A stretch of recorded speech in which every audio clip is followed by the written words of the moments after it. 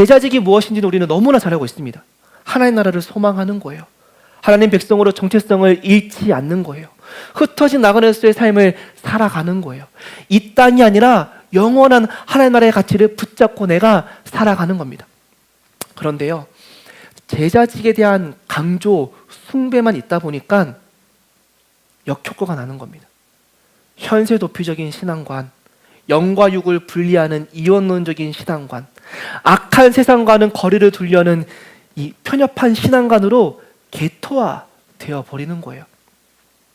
오늘 베드로는 흩어진 교회들에게 이 땅에서 어떻게 살아갈 것인지에 대해서 분명하게 알려주고 있습니다.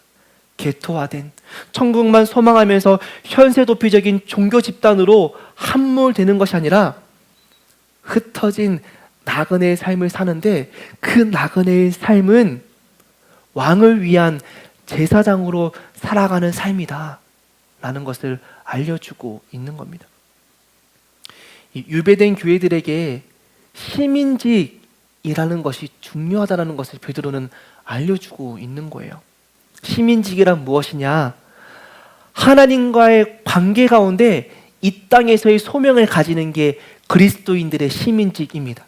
편협한 교회 울타리 안에 갇혀 있어서 구원의 방주 안에 안전하게 탑승함으로 휴하고 안도하는 신앙관이 아니라 세상을 사랑하시는 하나님의 마음을 깨닫고 그 일에 함께 동참하는 역사적인 존재, 책임적인 존재로 살아가는 것이 이 땅에 살아가는 그리스도인들의 시민직이라는 거예요. 베드로는 시민으로 살아가야 될 그리스도인들에게 세 가지의 구체적인 권면을 오늘 본문에서 합니다. 첫 번째는요, 육체의 정욕을 제어하라 라고 말해요. 11절에 권면하거든요. 로마 제국 모두는, 이 시민들은 쾌락을 쫓아 살았어요. 자기 만족의 질서를 따라서 끊임없이 달려갔습니다.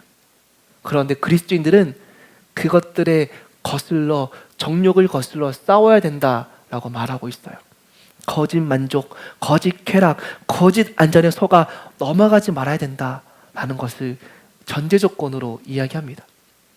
근데 유배된 교회들은 단순히 로마 시민들이 쫓아가는 그 길을 걸어가야 되는 로마의 시민이 아니라 하나님과의 관계성 안에서 이 땅을 향한 시민직을 수행해 나가야 된다라고 말하고 있는 겁니다.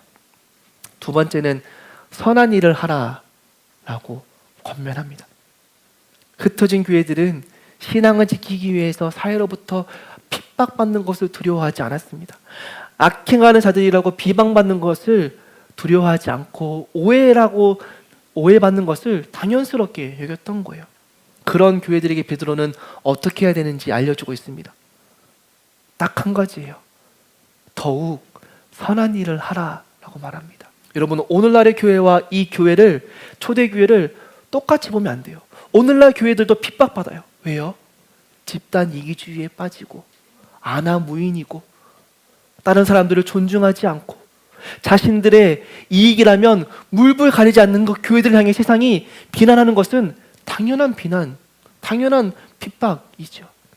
그런데 오늘 흩어진 교회들이 유배된 교회로서의 정체성을 지킬 때 받는 이 비방과 오해를 베드로는 두려워하지 말고 그럴 때 더욱 선행하라 라고 말하고 있습니다.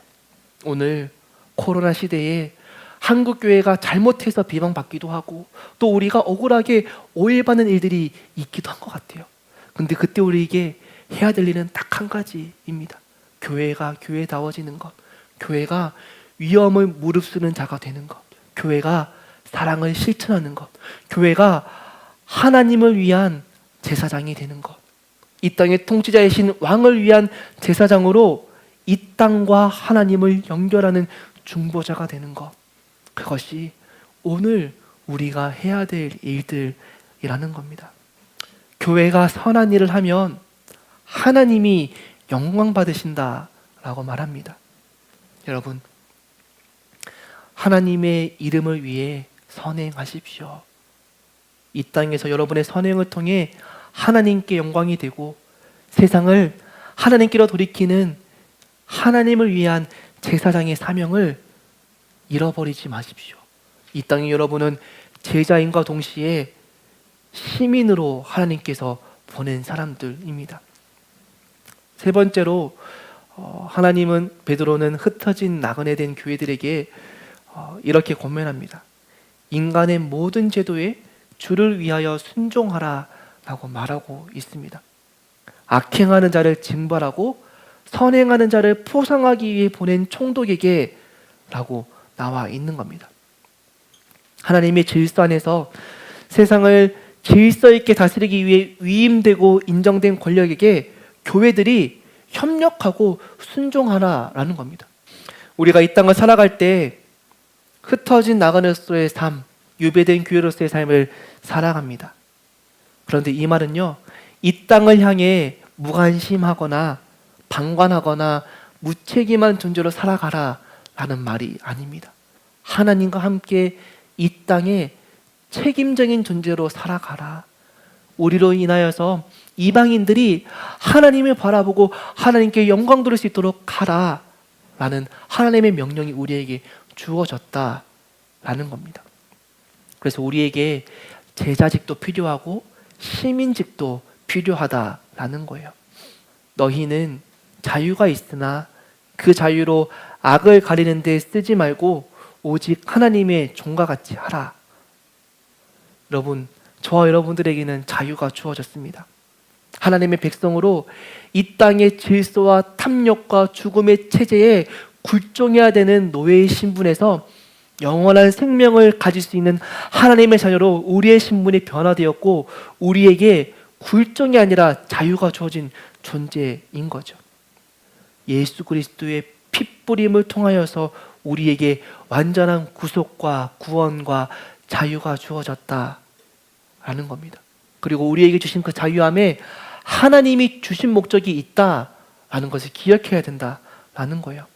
하나님이 여러분들에게 주신 자유는요, 단순히 무엇으로부터 놓아주기 위한 1차적인 자유가 아니라 무엇을 위한 목적이 있는 자유라는 겁니다.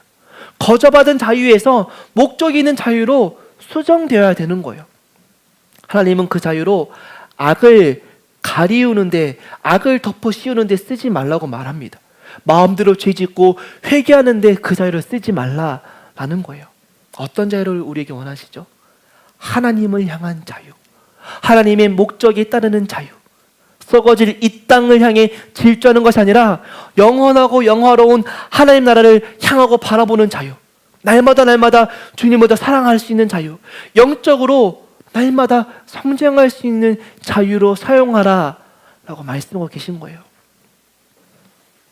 기독교라는 종교로 포장되어 있지만 그 속에는 내 욕망을 숭상하는 집단, 이기적인 집단, 다른 이들의 생명을 가벼이 여기는 집단, 내 목적을 위해 타인이 어떻게든 상관하지 않는 무자비한 집단이 아니라 우리에게 주어진 자유와 은혜로 우리의 모범이 되신 예수님처럼 스스로 하나님의 종이 되기 위해 묵묵히 걸어나가는 영원한 하나님의 나라, 부활의 살아있는 소망을 믿기에 악행한다 비방하는 자들에게 선행으로 갚아주는 이 땅에 하나님과의 관계 안에서 제자직과 시민직을 수행해 나가는 저와 여러분 되시기를, 한 주간의 삶 되시기를 주님의 이름으로 소망합니다.